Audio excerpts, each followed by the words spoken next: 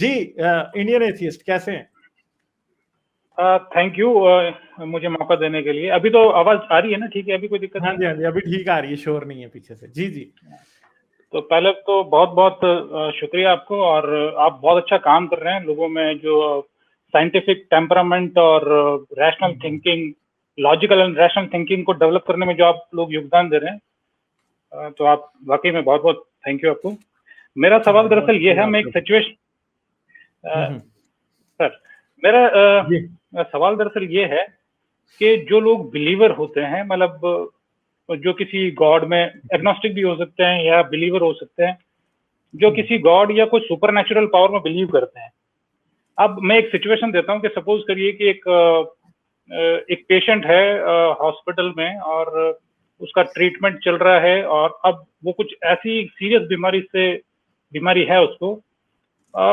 डॉक्टरों ने तमाम कोशिशें कर ली, सब कुछ करके देख लिया, अब उनके पास और कोई चारा नहीं, उन्होंने भी हाथ खड़े कर दिए। ठीक है, अब वो ऐसी सिचुएशन में अब मरीज ठीक कैसे होता है, पेशेंट ठीक कैसे होता है? एक तो उसको जो ट्रीटमेंट दिया जाता है उससे ठीक होता है, एक उसकी सेल्फ इम्यूनिटी होती है उससे ठीक होता है। तो अगर कुछ वो उसको ऐसा लगे कि कोई सुपर नेचुरल पावर है, कोई गॉड है या कोई अल्लाह है जो मुझे मदद कर रहा, अब तो और कोई चारा रहा नहीं, मेडिकल साइंस डॉक्टर ने तो हाथ खड़े कर दिए, तो क्या मेडिकल साइंस के पास कोई ऐसा एविडेंस है कि वो उसकी विल पावर को, कि वो ये मानता है कि कोई सुपर नेचुरल पावर है, तो उसकी विल पावर को एनहांस करने में मदद करता है, उसमें वो पॉजिटिव थिंकिंग वो उसकी, कि मैं कोई मेरी मदद कर रहा है, तो क्या ऐसा मेडिकल साइंस के पास कोई एविडेंस है? देखिए, विल पावर रिकवरी के केस में हेल्प करती है, जब रिकवरी ना हो रही हो तो विल पावर हेल्प नहीं करती। ये बात याद रखिए, विल पावर आपको पेन से फाइट करने में भी हेल्प करती है, ठीक है। और वो सिर्फ रिलीजियस विल पावर ही नहीं होती। ऐसे लोग होते हैं जिनको क्रॉनिक पेन के प्रॉब्लम्स होते हैं, वो अपनी विल पावर से या अपनी मेंटल पेन को इग्नोर करना सीख जाते हैं, ठीक है। कुछ लोग ऐसे होते हैं कि उनकी पेन, नर्वस सिस्टम के जिनको प्रॉब्लम्स होते हैं, सब्सटेंशिया निग्रा ज्यादा बेहतर इस बारे में बता पाएंगे, ठीक है। नर्वस सिस्टम के जिनको प्रॉब्लम होते हैं उनको क्रॉनिक पेन्स होती हैं जो कि जाती नहीं है कभी, और डॉक्टर उनको एंड पे क्या कहता है कि पेन किलर लोगे तो साल में मर जाओगे, 2 साल में मर जाओगे। आपने पेन को इग्नोर करना है, और वो लोग लिटरली पेन को इग्नोर करना अपने दिमाग को सिखा लेते हैं और दिमाग सीख जाता है, ठीक है। तो अगर आप ये समझते हैं कि पेन इग्नोर नहीं हो सकती विल पावर से, तो ये तो फिजिकली प्रूवन बात है कि विल पावर से पेन इग्नोर हो सकती है। दूसरी बात है कि किसी को अगर कैंसर है ना, तो कैंसर का इलाज विल पावर से नहीं होगा। हाँ, वो आखिरी टाइम तक उसे फाइट करने में, अपनी सिचुएशन को इन कंट्रोल रखने में, हिम्मत से उससे लड़ने में विल पावर उसकी हेल्प कर सकती है। वो भी हर बंदे की नहीं करेगी, ये याद रखिएगा। और उस रिलीजियस बंदे पे भी, उस पे ही विल पावर रिलीजियस भी एक्ट करती है, जो कि खुद वैसे स्ट्रांग होता है मेंटली, उस पे, दूसरे पे नहीं। जो ऐसे रिलीजियस लोग भी होते हैं, हमने हर एक ने ये चीज देखी हुई है कि आपके अपने सिबलिंग्स में कोई बंदा ऐसा होगा जिसको बुखार हो जाए तो वो समझता है कि बस मैं मरने लगा हूं। हर घर में होता है ऐसा बंदा एक, ठीक है। आपको भी पता है, मुझे भी पता है। तो ये याद रखिए कि वैसे बंदों को खुदा की दुआएं भी हेल्प नहीं करती। दुआ भी आप देख लीजिएगा कि रिलीजियस विल पावर के जी मेरी खुदा मदद कर रहा है, उस बंदे पे काम करती है जो कि वैसे ही बड़ा स्ट्रांग है, जो कि जिंदगी में हर चीज से डट के मुकाबला करता है। वो जो हर बात पे रोने लगता है ना कि मैं तो बस मरने लगा हूं, मुझे बुखार हो गया, उस पर ये काम नहीं करती कोई भी चीज। तो इसका मतलब है ये क्या है, ये वो लोगों पे काम करती है जो ऑलरेडी स्ट्रांग है। जाहिर बात है, नर्व्स का एक इशू होता है कि हर बंदे के नर्व्स इतने स्ट्रांग नहीं होते, ठीक है।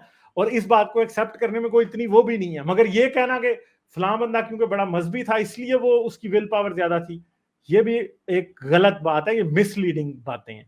और दूसरी बात है कि हाँ, ये बात याद रखिएगा कि आमतौर पे एक पॉजिटिव माइंडसेट आपकी बीमारी से लड़ने में हेल्प कैसे करता है, क्योंकि जब आप एक पॉजिटिव माइंडसेट रखते हैं तो आपकी जो बॉडी है उसके एंजाइम रिलीज करने वाले सेंटर्स कुछ ऐसे एंजाइम्स रिलीज करते हैं जो कि इम्यून सिस्टम को हेल्प करते हैं बीमारी से भी फाइट करने में, ठीक है। ये चीजें हैं। आपका थायराइड प्रॉपरली एक्टिव तब होता है जब आप मेंटली टेंशन आपकी ठीक होती है। आप टेंशन में नहीं होते। आपकी इवन के आपकी बॉडी में आपका गट जो है, गट, ठीक है, गट जो है ना, जब आप परेशान होते हैं तो आपका गट या मैदा जो है, जिसको आप स्टमक कहते हैं, ये सबसे ज्यादा इफेक्ट होता है। और जब ये सबसे ज्यादा इफेक्ट होता है, ये प्रॉपरली काम नहीं कर रहा होता, तो ये इवन के आप जो खा रहे हैं उससे ही प्रॉपरली न्यूट्रिएंट्स ही एक्सट्रैक्ट नहीं कर सकता, क्योंकि वो अपनी 100% फंक्शनैलिटी पे नहीं है, कैपेबिलिटी पे परफॉर्म ही नहीं कर रहा। तो वो कैसे आपको वो एक बीमारी से प्रॉपर लड़ने के लिए प्रॉपर न्यूट्रिएंट्स ही प्रोवाइड नहीं कर रहा। और एक बंदा अच्छा खासा बीमार है और साइकोलॉजिकली वो बेहतर है, तो उसका गट एटलीस्ट उस वक्त से बेहतर काम कर रहा है उस आदमी के मुकाबले में जो कि बीमार है और साथ बहुत परेशान भी है। तो इसलिए उसके पास ज्यादा चांस होता है बीमारी से लड़ने का। बाकी सब्सटेंशियल निगरानी सर आप जरूर, आई नो आपके पास काफी होगा इस बारे में बात करने के लिए। हाँ नहीं गालिब, आपने बड़े अच्छे तरीके से समराइज किया।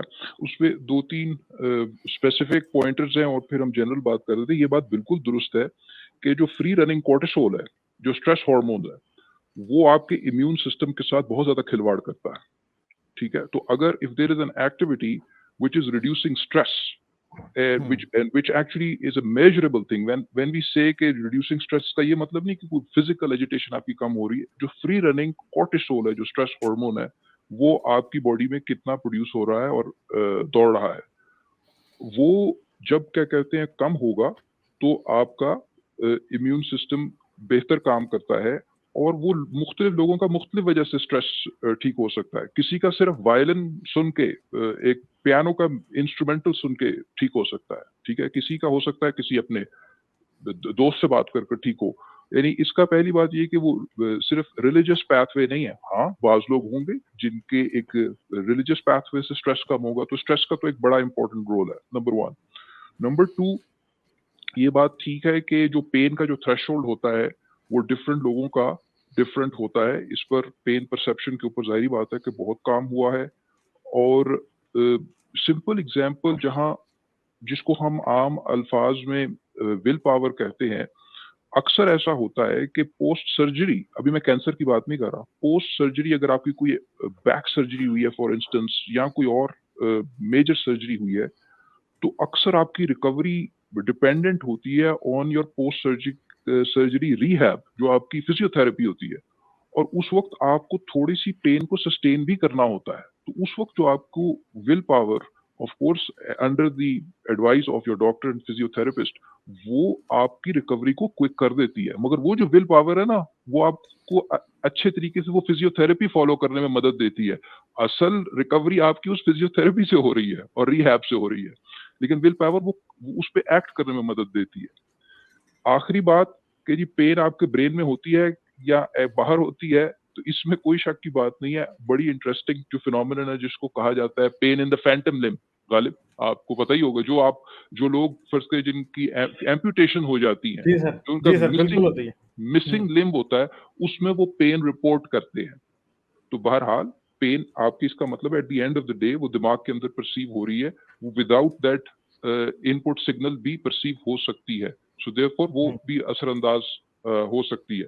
आखिरी बात, सॉरी आखिरी मेरी बात अब आ रही है। ये बात तो जाहिर बात हम कई बार बात कर चुके हैं प्लेसिबो के कॉन्टेक्स्ट में। प्लेसिबो इज एक वेल डॉक्यूमेंटेड फिनोमिनन है, लेकिन जब आप किसी ड्रग का ट्रायल कर रहे हैं तो उसमें आप एक आर्म को प्लेसिबो देते हैं और एक आर्म को आप फर्ज करें कि ड्रग दे रहे हैं। यानी कि एक ग्रुप ऑफ पेशेंट्स को आपने प्लेसिबो दिया और एक ग्रुप ऑफ पेशेंट्स को आपने ड्रग दी। तो अगर उस ड्रग ने अप्रूव होना है ना एज एन इलाज, तो वो तभी करेगी कि वो प्लेसिबो वाले ग्रुप से सिग्निफिकेंटली बेहतर क्या कहते हैं करे। तो अगर तो यानी आप ये समझें कि जो ड्रग्स पास होती हैं वो प्लेसिबो को सिग्निफिकेंटली ऑन एवरेज इम्प्रूव करती है।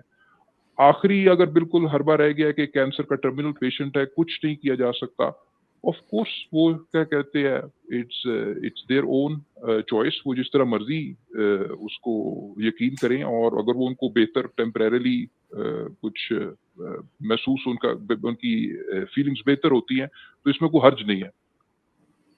चलें ठीक है सर, इंडियन एथियस्ट एंड करना सर वही है, मतलब जो रिलीजियस, कुछ लोग, मेरा एक फ्रेंड था जो 2-3 महीने से वेंटिलेटर पे था और वो इसी सिचुएशन से निकल के आया।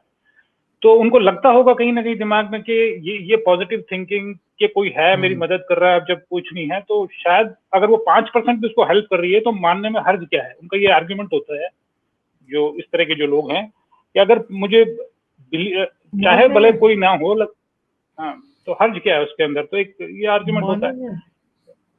मानने में तो किसी बात के भी कोई हर्ज नहीं होता। बात ये होता है कि बात सच्ची है या झूठी। जब बात झूठी होती है हाँ और आप उसको मानते हैं तो इसका मतलब है कि आप अपने आप को बेवकूफ बनाना चाहते हैं। ठीक है, वो उनकी मर्जी है। दूसरी बात है कि हमारे लिए जरूरी भी नहीं है कि हम लाठ लेके लोगों के पीछे पड़े रहें। हम बात समझा देते हैं, अगर किसी को नहीं समझ आती तो उनकी अपनी मर्जी है। ठीक है, समझ गए? एक चीज और सर, लास्ट कुछ एक ही इंसानी दिमाग के अंदर दो बिल्कुल कॉन्ट्राडिक्टरी चीजें कैसे हो सकती है? कि जैसे कि मैं ज्यूज के बारे में अगर मैं बात करूं तो ज्यूज बड़े इंटेलेक्चुअल लोग हैं और काफी पढ़े लिखे हैं। इजराइल आप देख लीजिए और दुनिया भर में जहां पर भी ज्यूज हैं तो काफी इंटेलेक्चुअल है, काफी पढ़े लिखे हैं, साइंस से भी। अब उनको वहां पर तो ऐसा भी नहीं है कि जैसे कि इस्लाम के अंदर है कि मतलब मॉडर्न साइंस को मतलब थोड़ी सी वहां पे बैकवर्ड साइड में हो जाता है।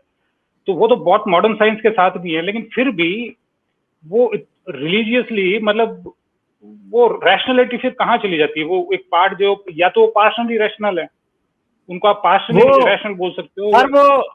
सर वो सब्सटेंशिया निग्रा, वो बताइए वो एक्सपेरिमेंट वो कौन से इंडियन वो साइकेट्रिस्ट हैं जिन्होंने किया है, न्यूरो साइंटिस्ट हैं जिन्होंने वो एक एक्सपेरिमेंट किया है, वो हुआ है वो जो स्प्लिट ब्रेन एथियस्ट और हाफ एथियस्ट हाफ बिलीवर वाला जो खाता है, वो बताएं जरा। हाँ, वो तो रामाचंद्रन मशहूर, हाँ रामाचंद्रन, जो न्यूरो साइंटिस्ट है रामाचंद्रन। और वो जो आपका यूसीएसएफ के अंदर प्रोफेसर है। तो अगर एक्सपेरिमेंट तो आपको पता है, अगर आप बताना चाहें आप बता दें। सर बता दें आप जरा, आप ज्यादा बताएंगे डिटेल से।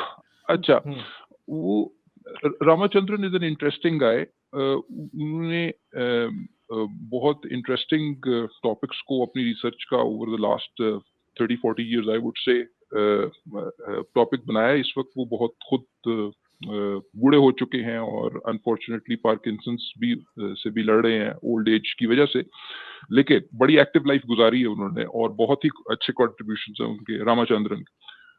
तो वो उनका एक बड़ा क्लासिक एक्सपेरिमेंट है जो कि उन्होंने कई दफा अपनी किताब में भी और अपनी टॉक्स में भी जिक्र किया। वो स्प्लिट ब्रेन पेशेंट्स के बारे में है। वो स्प्लिट ब्रेन पेशेंट्स वो होते हैं जिनका जो लेफ्ट ब्रेन हेमिस्फीयर और राइट ब्रेन हेमिस्फीयर के दरमियान जो कनेक्शन है उसको काट दिया जाता है। हमारे दिमाग के दो हिस्से हैं जो कि काफी सिमेट्रिक हैं, एक लेफ्ट हेमिस्फीयर एक राइट हेमिस्फीयर। आमतौर पे ये शुरू तब हुआ था कि हिस्टोरिकली के एपिलेप्टिक जो पेशेंट्स होते थे उनके सीजर्स को कंट्रोल करने में अगर ये आप कनेक्शन को काट दें लेफ्ट और राइट हेमिस्फीयर में तो थोड़ी सी उनकी सिम्टोमेटिक इंप्रूवमेंट होती थी। अब जाहिर बात है कि ये गो टू इलाज आज की तारीख में तो नहीं है, लेकिन उन्होंने एक एक्सपेरिमेंट किया था रामाचंद्रन ने अपनी लैब में। वो ऐसे किया था कि उन्होंने एक ही इंडिविजुअल उसकी लेफ्ट ब्रेन और राइट ब्रेन से कम्युनिकेट करने का तरीका निकाला था। ये बात याद रहे कि जो हमारी राइट आंख है वो असल में लेफ्ट हेमिस्फीयर के साथ कनेक्टेड होती है और हमारी लेफ्ट आंख जो है वो राइट हेमिस्फीयर के साथ कनेक्टेड होती है। ठीक है, आपकी ब्रेन की जो स्पीच की जो साइड है आई थिंक वो लेफ्ट साइड से कनेक्टेड है। तो वो उसको सिर्फ अगर मैं एक विजुअली दिखाऊंगा, एक फर्ज करें रिटन क्वेश्चन जो कि उसकी फर्ज करें मैंने एक आंख उसकी कवर कर दी है, तो मैं यानी कम्युनिकेट कर सकता हूं उसके लेफ्ट ब्रेन के साथ और राइट ब्रेन के साथ।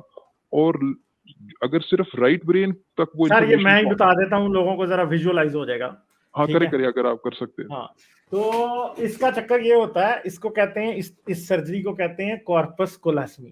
दरमियान में दोनों ब्रेन है ना, ये मेरा राइट ब्रेन है, ये लेफ्ट ब्रेन है। लेफ्ट आई जो है वो राइट ब्रेन से कनेक्टेड है, लेफ्ट आई जो है वो राइट आई जो है वो लेफ्ट ब्रेन से कनेक्टेड है।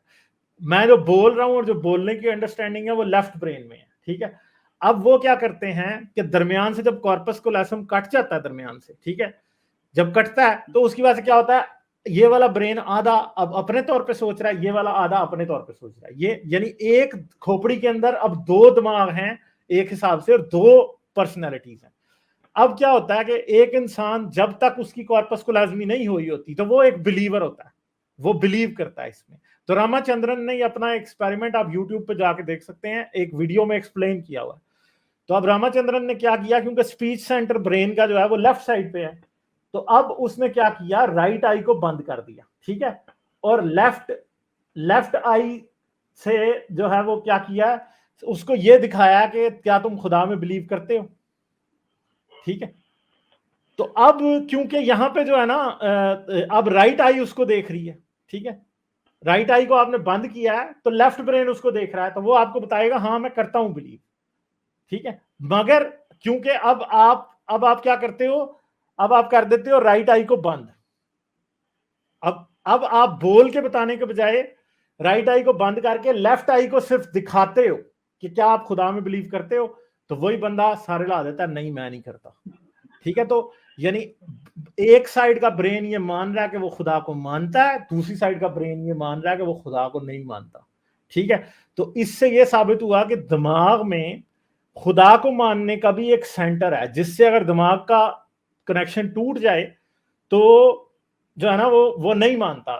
ये तो साबित नहीं हुआ, मगर ये साबित हुआ कि पूरा दिमाग भी ये नहीं मानता कि खुदा है या नहीं, ठीक है। आधा दिमाग ये मानता कि खुदा है, आधा जो है वो ये मानता कि ये नहीं है। हाँ, मगर जब दोनों जुड़े रहते हैं तो तब वो पूरा मान रहा होता है कि खुदा नहीं। अब सोचें कि एक बंदा मर जाए और उसे जहन्नम में डालना हो, तो उसके आधे दिमाग को जहन्नम में डालेंगे, आधे को जन्नत में डालेंगे। ये रामाचंद्रन ने क्वेश्चन पूछा था। सर आप आगे और कमेंट करें। नहीं, बिल्कुल मैंने यही क्वेश्चन कर रहा था कि अगर मर गया तो उसकी फिर राइट हेमिस्फीयर जिसने कहा कि जी हाँ मैं खुदा में मानता हूँ वो जन्नती है, कंफर्म जन्नती है राइट हेमिस्फीयर, और लेफ्ट हेमिस्फीयर उसका जहन्नमी है।